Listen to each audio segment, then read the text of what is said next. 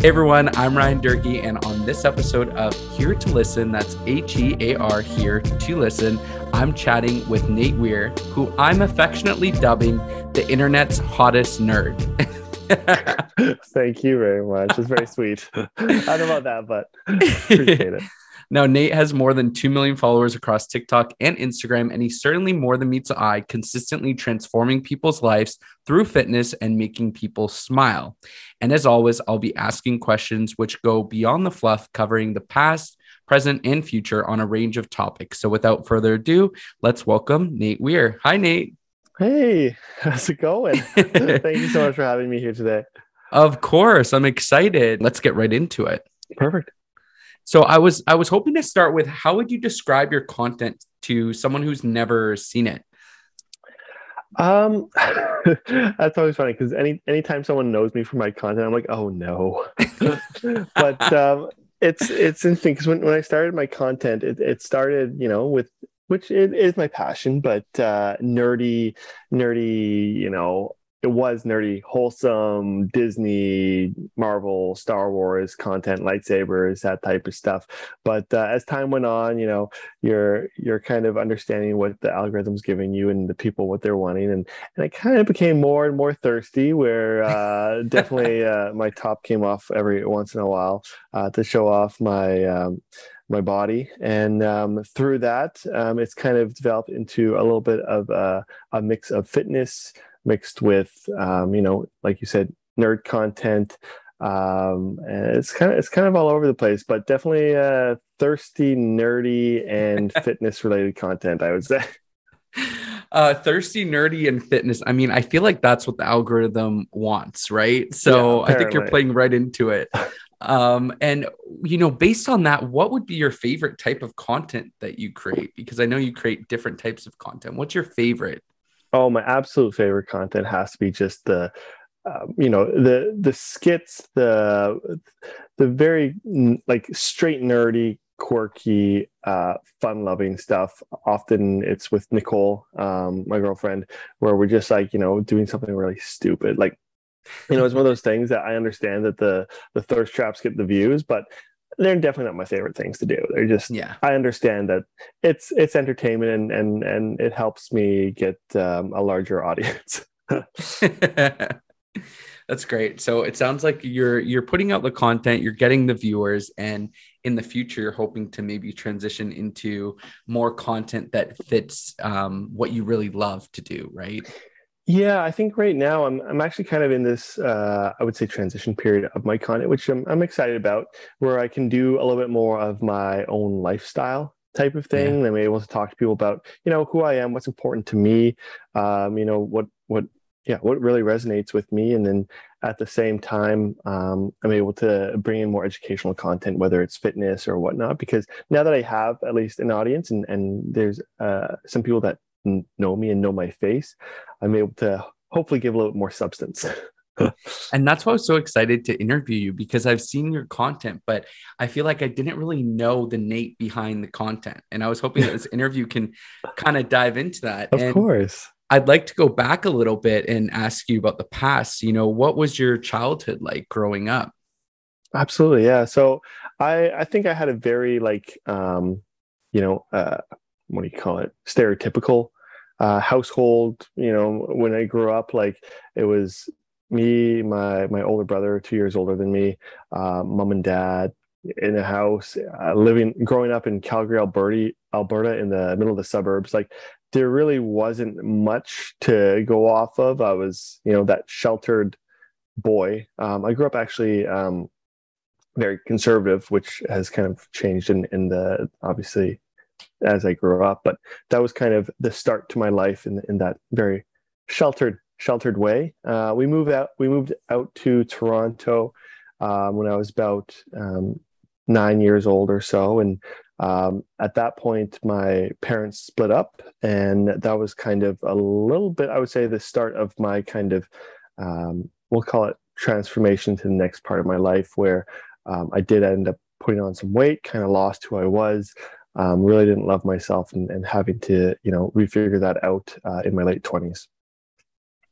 And what was that like while you're figuring all of that out? I mean, going through a lot of changes, you said, with your parents splitting up, the move, and then also going through changes in your own life. What was that like? What was that moment like for you? Well, I think, it was definitely hard when my parents broke up. Like it would be for Yeah, any child or household. But yeah. I will have to, you got to give them credit. They put me and my brother first before anything else, and they made it as easy for us as possible.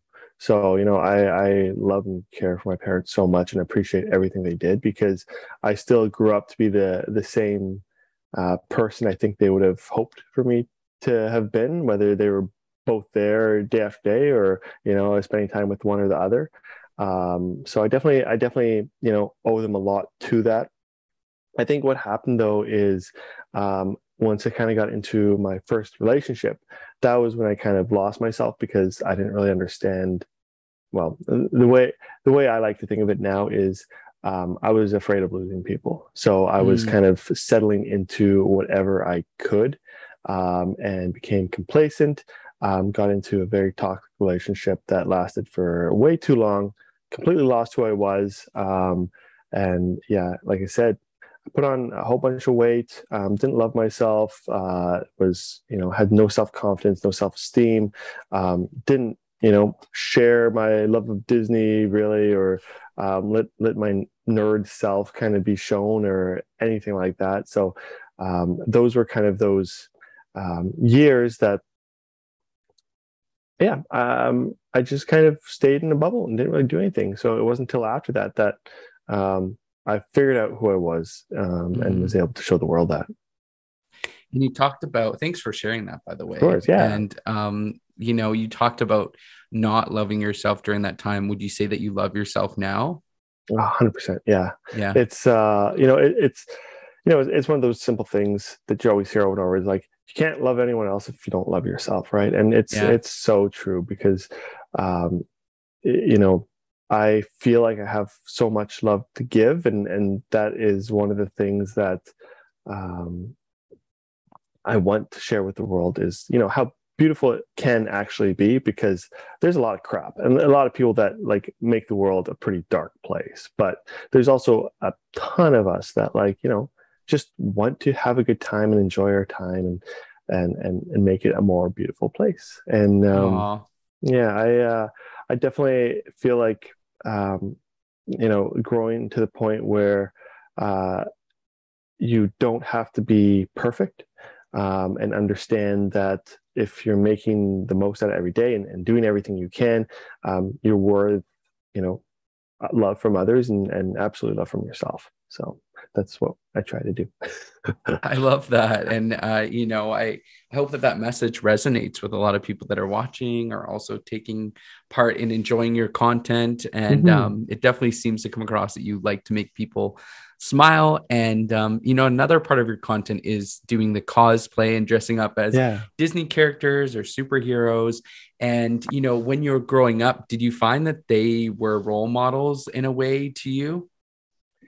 They were, and I think that's obviously the big reason why I dress up and stuff like that is, um, not actually necessarily because I want to. Okay, let me rephrase this. Of course, I want to be one. Like if I could be on a TV as a superhero or something, amazing. That would make my life.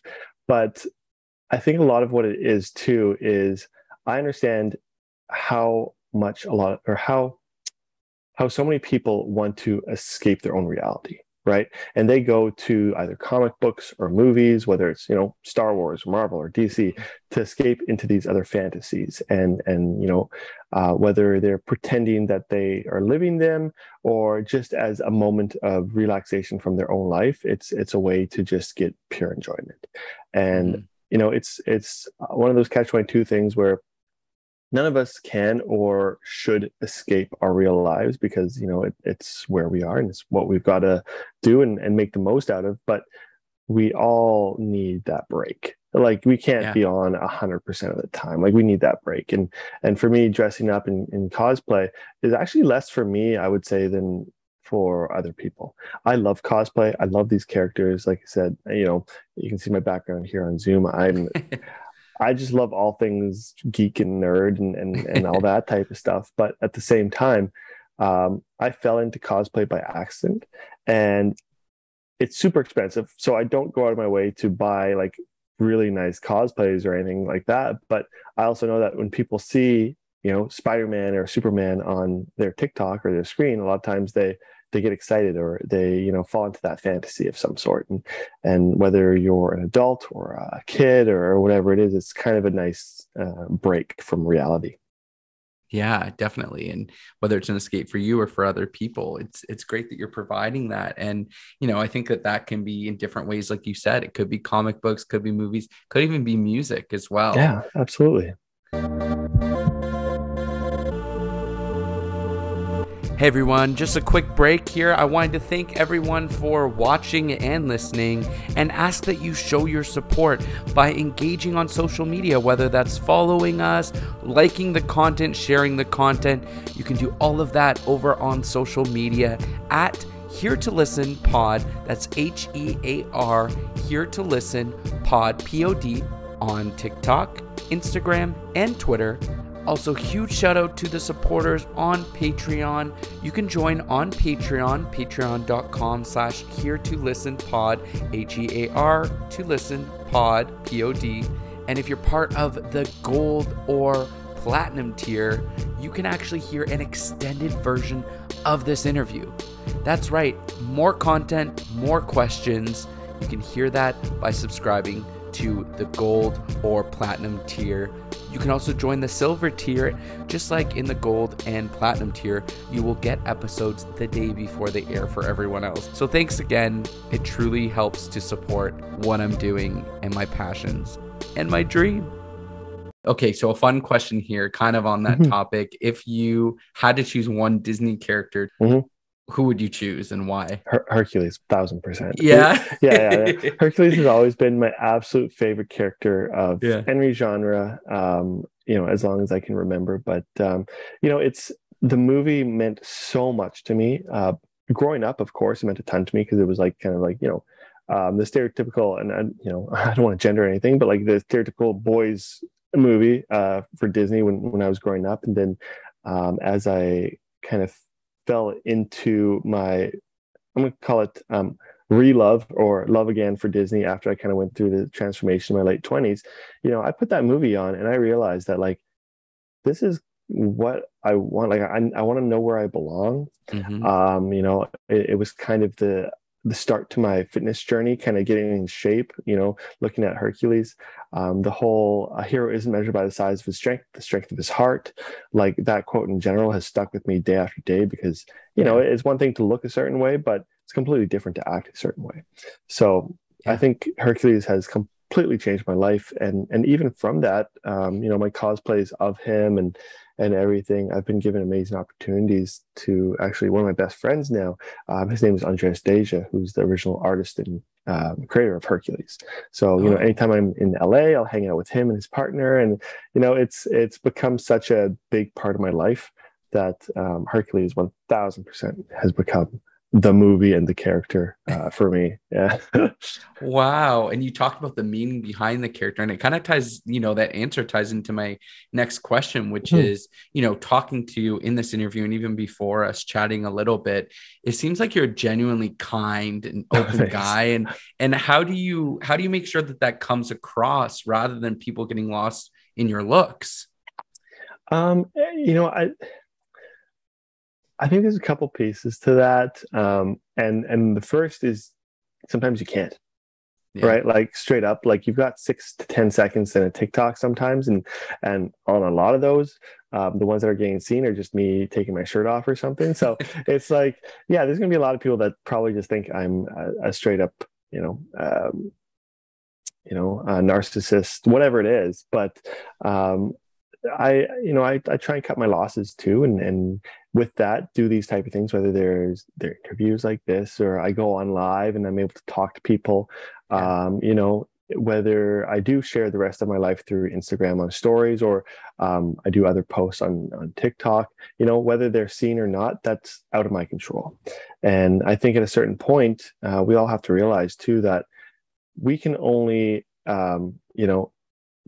control our lives. We can't control other people. So if other people, only look at me a certain way or leave me comments or something like that, you got to just remember that that's not in your control and you can't do anything about that. But so long as you're putting that content out there and in some capacity, whatever that is, whether it's, like I said, other TikToks or stories or interviews, it gives people the opportunity to educate themselves and learn more than that. You can invest in a lot of things in life, but I think the most important thing to invest in is just who you are as a person, because social media puts everything out there, and no matter who you are and what you've done in the past, it'll come out at some point, right? So you just make it known. Like, there's literally nothing in my life that, and I'm lucky because I haven't done anything really bad in my life.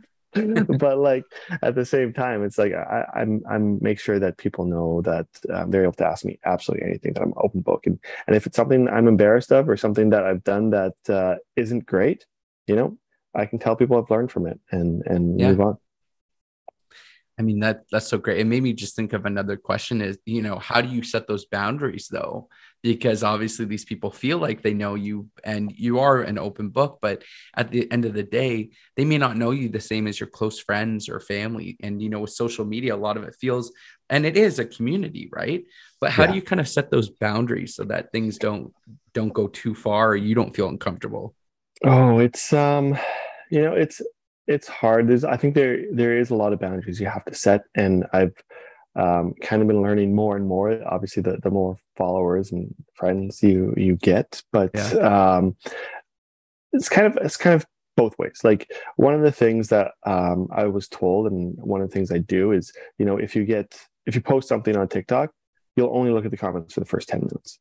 Because after that, you don't know where that video has gone, and who's looking at that and what they're doing. And so for me, it's like, I'll start by answering the first 10 minutes, because usually those are the people that are coming to look for my content, the ones that are like, my friends or loyal fans or whatever it is. And it's usually good comments. So that's kind of the first boundary, just for myself, just to keep my optimistic peace of mind, all that type of stuff. But the one of the biggest boundaries and hardest ones is drawing that line between friendship and, well, stepping over that line of really, I don't want to say not becoming someone's friend, because I would like to become everyone's friend. And I think there's an element where you have to be everyone's friend, but there is definitely a line where you can't share your entire life with everybody, because it becomes too much of a burden. And a lot of people, when you give them that much of yourself, especially when you're an empath or something like that, they will start to expect, I guess, help that you can't provide because of time. So it's hard, and I feel really, really bad about it a lot of times, because I want to be answering all these questions and talking to people and creating these close friendships, but you can't. So it's hard. It's very hard. Thanks for sharing that. And I think it's so important to set those boundaries. So I'm glad that you are. On to the next question. What does it mean to be a kid at heart? Kid at heart. I don't know. To be honest, like, I think there could be so many different looks to that. For me, it's just, understanding. So, okay, I think a child, their work is play, right? As an adult, work is work, right? So for me, when I think of what's a kid at heart, it's someone who wants to play, who wants to have fun, who wants to be happy, who's always looking at the bright side of things, who's optimistic.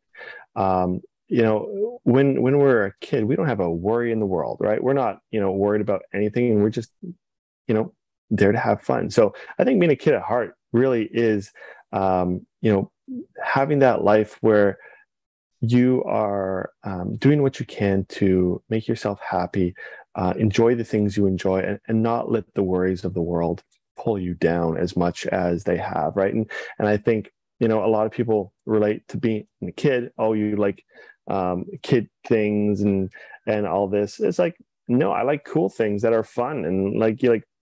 I mean, if you were to ask any guy out there if they like swords, most likely they'll say yes, I like swords. And I was like, why? And they're because like, you know, it's a sword. I'm like, exactly. Right. So I don't know.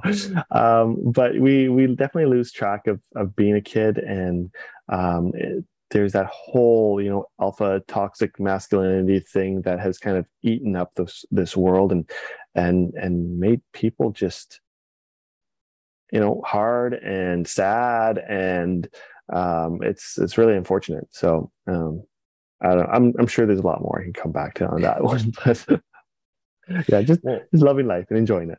So I noticed that you have that flag behind you, right? Is that the trans flag? Yeah, it's trans pride flag. Yeah. So you know, what does the LGBTQ plus community mean to you?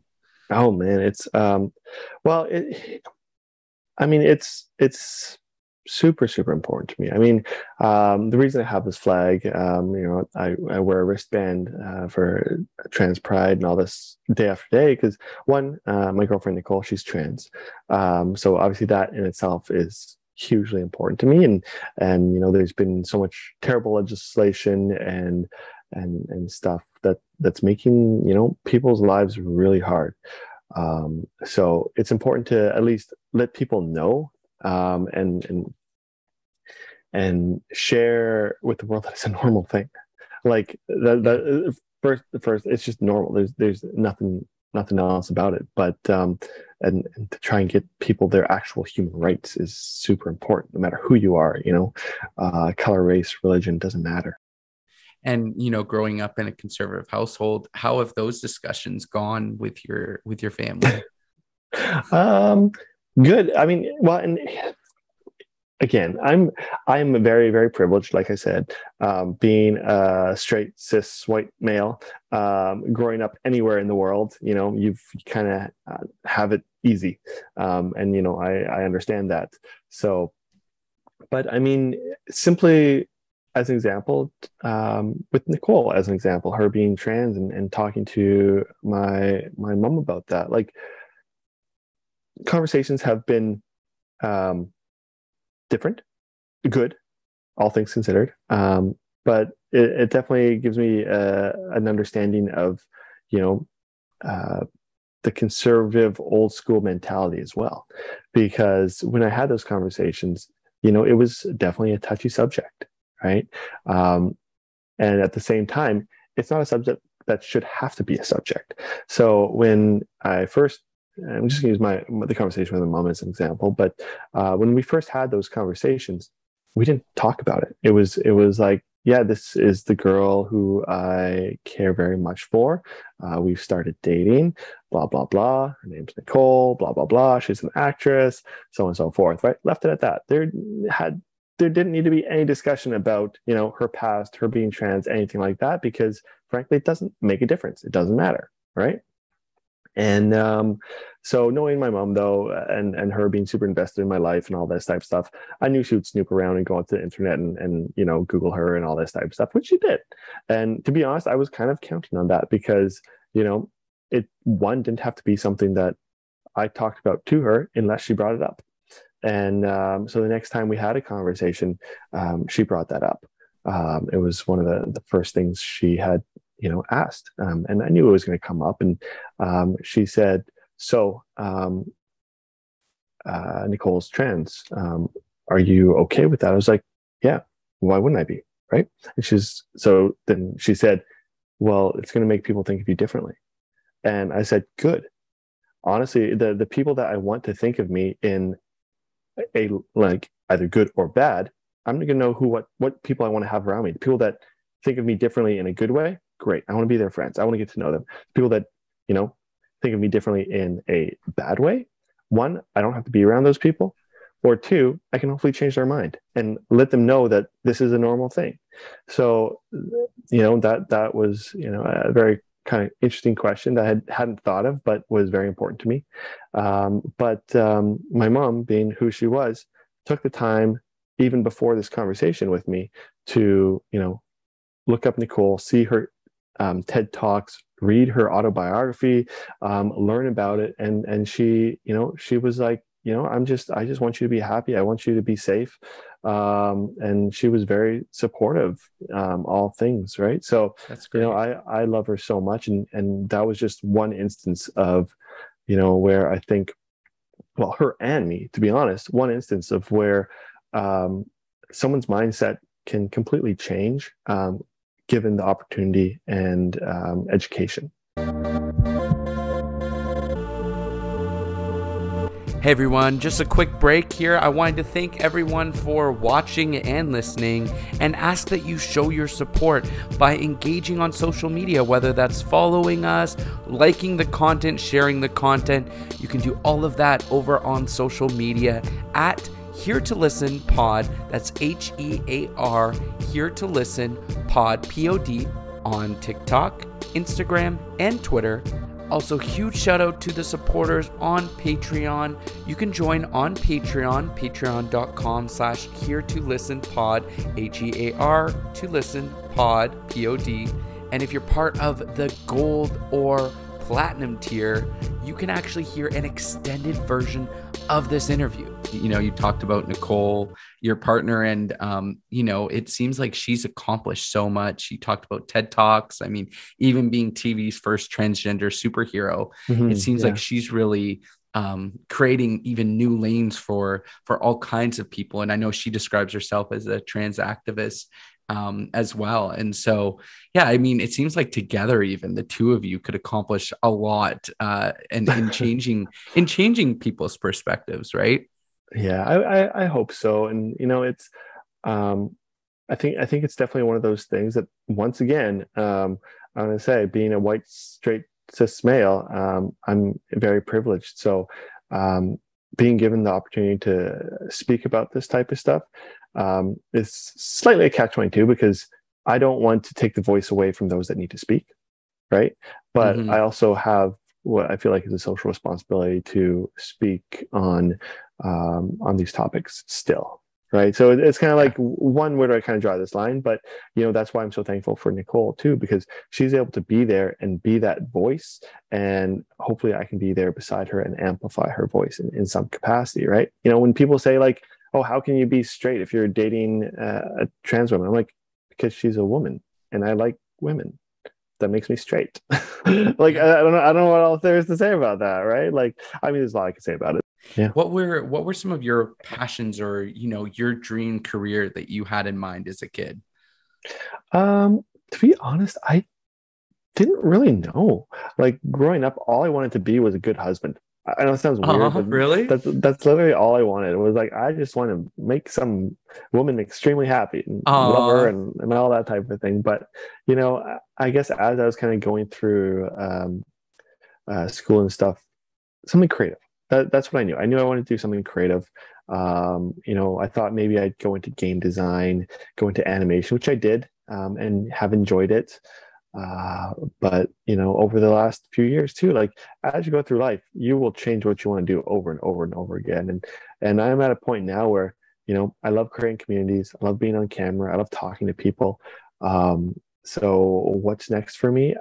I'm not quite sure, but I hope it has to do with, one, content creation, being on camera, whether that's trying to act, or get into a little bit of modeling here and there just for the hell of it.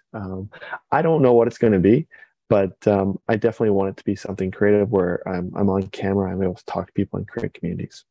Yeah, and I mean, already you're doing that, so I'm sure you're making your younger self proud. Thanks. Being able to do that, and I mean, you still have time to be the perfect husband or a great husband as well. So thanks for sharing that. If you were sitting right now with your younger self, what would you tell him? Oh, the very first thing I would say is, trust in yourself. Don't let anyone else tell you what you can't be or what you can't do, what you can't love. and be strong and firm with that, because I think I think I lost, and I'm not going to say this is a bad thing, but I think I lost many of my years because, like I said, I was complacent and I wasn't willing to show the world who I truly was, what I loved.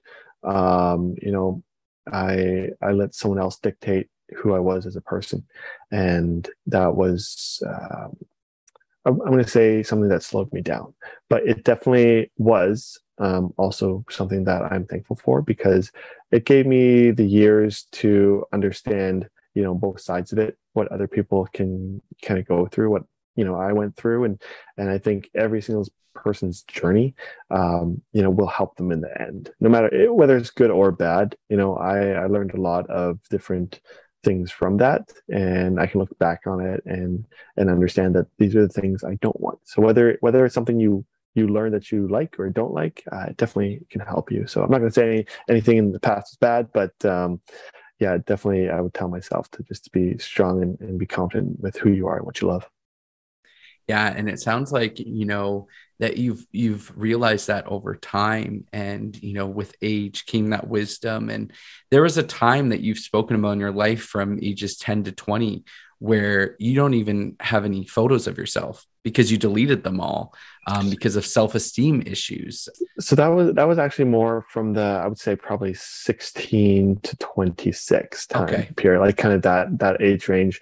I mean, yeah, growing up, like I said, my growing up until I was 10 was just your very stereotypical household, lovely, that type of thing. Lots of baby pictures, I'm sure, somewhere. And then yeah, through elementary school, kind of again, a very simple elementary school, friends and playing some sports and all that type of stuff. It was unfortunately when I got into my first relationship that was very hard on me, because growing up, I'm still kind of the same kid or yeah, adult kid, whatever you want to call it, that I was when I was younger, where I'm not super assertive. I have got to the point where I know how to be assertive, through managing people's work day to day at my job and that type of stuff. You kind of have to learn how to be that. But if you were just to talk to me as a person, I'm definitely quiet. I'd be a little bit more passive, let people kind of do what they want, because I'm usually okay with it. But I was very, very much like that when I was younger, and that's kind of what I was taught as well. And I got into a relationship with someone who was very assertive, which is, sometimes not such a bad dynamic, but this was to the point that it was definitely what I would say emotionally abusive, to the point that I didn't, like I said, I didn't know who I was. There was definitely moments where I felt like I couldn't do anything. I couldn't have my own friends.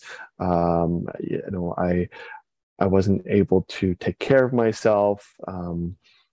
Even going to the gym felt like it was something I wasn't allowed to do in some capacity. So there was so many things in my life during those 10 years that I was just scared of doing, and whether I was or wasn't allowed to, it felt like I wasn't. And it was just kind of this weird thing for many, many years, till the point that yeah, I got overweight. I completely lost track of who I was and what I loved, and I think my mom at the same point was extremely sad of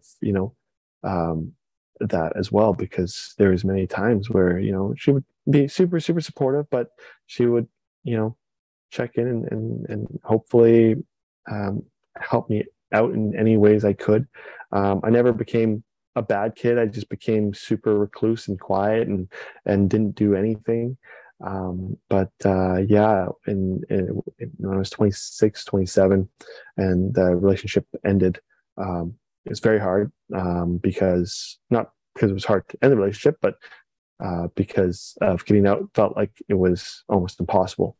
Um, I felt like this was my life. I was already at an age where you should be settling down and all this type of stuff. I'd been with the person for so many years that you think that you've invested all this time into it. This is how it's going to be.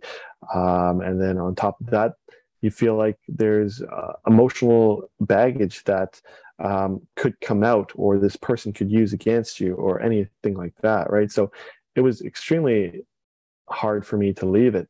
But the one redeeming fact, there was a lot of redeeming factors, but one of the major things that has stuck with me to this day is the moment I got home from basically the end of that relationship.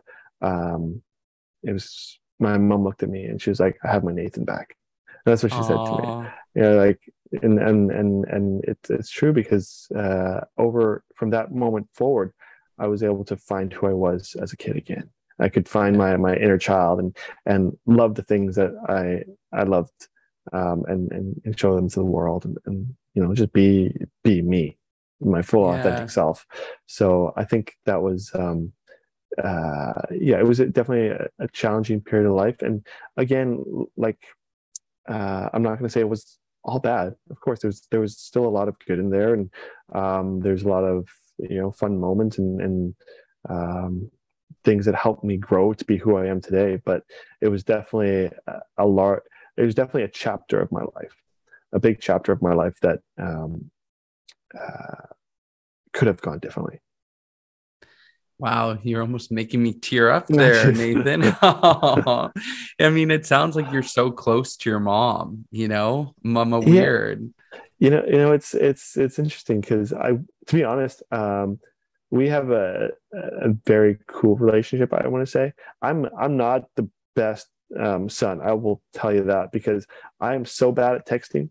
Like, when it comes to texting people, like, she'll text me and I may not text her for a couple days. Like, I am very bad with that type of stuff, but that's just how I am. But we love each other, you know, more than anything, and I definitely would, yeah, I do absolutely anything for her, and I know she would do the same for me. And we've kind of built this relationship that are almost like friends, but at the same time, she's my mom.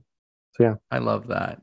It's great. There's no other relationship, I think, like that. So it's great that you have that, and I'm sure she's so happy to see you now and where you're at in your journey, and Hmm. is fully supportive. Probably your number one fan, right?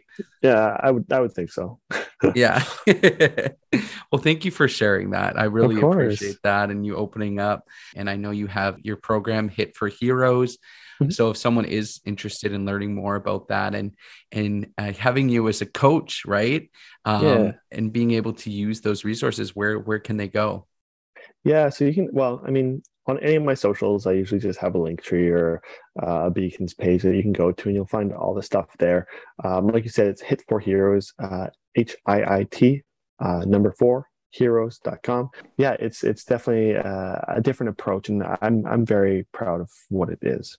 If you were to get on the big screen one day, I know you've talked about acting, and that's something that you want to Yeah. do. Who would you want your co-star to be? Oh, my co-star. Wow. I mean, if I could pick anyone, of course, it'd be Nicole. I Yeah. mean, she's talented. She's got the same mindset as me, and the same love for, fandoms and superheroes and things like that. And that's where I'd want to be. If I were to get onto the big screen at some point in my life, it would be, for DC or Marvel or Star Wars, or, you know, any of those things that have completely changed my life. Hercules, of course. But any of these passions that I have that have made me who I am today, just to be involved in one of those things would be amazing. And understanding her love of this stuff too, she would deserve it. And Yeah. it doesn't hurt to have the chemistry with her either. So, uh, yeah, definitely her. But yeah, I don't know who else off the top of my mind. I'm really bad with actors and actresses' names and things like that. So I probably wouldn't be able to list very many either. Uh, when we look at 2023, what goals do you have? What goals do you have for yourself this year? Yeah, I think my biggest goal of the year is to get out to LA. It's been I love Toronto. I love the I don't love the weather, actually. I was gonna say I love the weather, but I don't love the weather. I love the community here, the people here. I love everything about being in Canada. Yeah. But Nicole is in LA, and I think at a certain point, having a long distance relationship is a really, really hard thing to do. So just being given the opportunity to see if, we, can spend every day together in the same space is something that needs to happen. And I've been lucky enough to have a lot of time with her over the last couple months. Yeah. But I'd love to get out there and continue with our relationship and see how far it goes. Along with that, the opportunities there, whether you're a content creator, an actor, or whatever it is, I think LA is kind of the place to be. So my goal for 2023 is to move out to LA. And I think the hardest part of that will be, getting the monetary resources to, live there for myself, and having my job here in Toronto doesn't, bode well for being out in LA. So I'd have to figure out how to, I guess, make that money for myself. I think you'll figure it out. I have a Thanks. good feeling about it, and you'll get out there at some point. And I mean, yeah, how can you beat that weather, Yeah, right? true. Yeah, Do you have any hidden talents? not really. I mean, I probably do. It was funny because I was hanging out on the couch with Nicole a couple days ago, and I don't know what we were talking about, but it was just one of those, like, moments where I'm like, "Oh, do you love me?" Blah blah blah, and she's like, "I'd love you more if you could juggle." And so I, like, pull out my juggling balls and start juggling, and she was like, "What? You can juggle?" I was like, "Yeah, I can juggle. Can't everyone juggle?" But no, I wouldn't say, like, really hidden talents that I can think of. I probably have some. I should say, to me, they seem obvious. Like, handstands and juggling, and those quirky things you can do with, like, your eyes, like shaking them, or I can squish my eyes, which is kind of a weird thing. It's not a What do you talent by mean? any means. Let's see. Like like Can you do it now? like you might be able to hear it. Oh wait, no, I don't know if I want to see this actually. I think let's not. I thought you were gonna like do something with it, but no, No, no, you're saying no. you're gonna actually squish. Yeah, no, it's Yeah, okay. yeah, I yeah. don't think I want You to. can just straight up squish it, and just, like, kind of, it's odd. Again, I don't know if that's a talent. It's just, but It's interesting. It's interesting. it's Some people interesting. may There you be go. interested in seeing it. I don't know if my stomach can take that right now. That Yeah, yeah, noise. fair. Um, so if you one day had a memoir or a biographical movie come out about your life, what would it be called? See, I would. It's interesting. I would. My mind always goes back to Zero to Hero, because that's how I felt as a person. That being said, I don't always love the connotation that goes with it, because saying anyone's a zero at any point of their life, to me, is not what I want, right? Like, because I was a little bit overweight, because I didn't really love myself, doesn't mean I'm a zero. It just means, I wasn't happy with who I was as a person. So, I mean, that would be kind of the name I would think to go with. But I do have to preface that by saying there's got to be a better word for it, because I don't think anyone's a zero. I think I'd definitely pick up a copy of that. Getting to Ah, know you thanks. now, I feel like there's even more to your story to share. And Yeah, I just want to thank you for spending the time with me today and sharing more of your story with me and also the listeners and the people watching. I really appreciate it, Nate. It's been great getting to know you. absolutely, Ryan. Thank you so much for having me. It was a pleasure, chatting about my life and talking to you. So we'll have to do it again sometime. I would love that. And I actually forgot, but there's one other question I asked the last person I interviewed as well. Is there any question that you think that I should ask the next person I interview? Ooh, that's a great question. Uh, hmm. I guess one question I always like to hear is, like, what someone would do if, they had all the resources in the world, like Yeah. all the money in the world to do something. What would they do with it? Yeah. I mean, when you have all the resources at your fingertips, it's like, what would you do with your Yeah, career? I mean, for yeah, you, it sounds like anything. you'd move to LA. That sounds Yeah, like the yeah. first thing.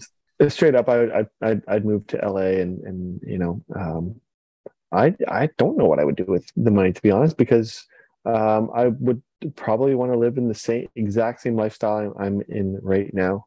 You know, obviously some things would be easier. I'd want to give it back. I'd want to give back in some capacity, you know, like donating to Trans Lifeline or any communities like that. But at the same time, you know, you once you donate, you don't really see where that money goes either.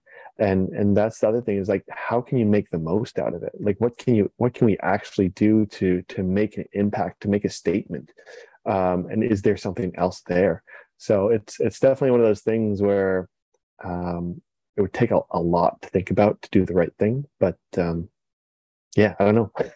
That's a I don't know great what I do. question. That's a great question.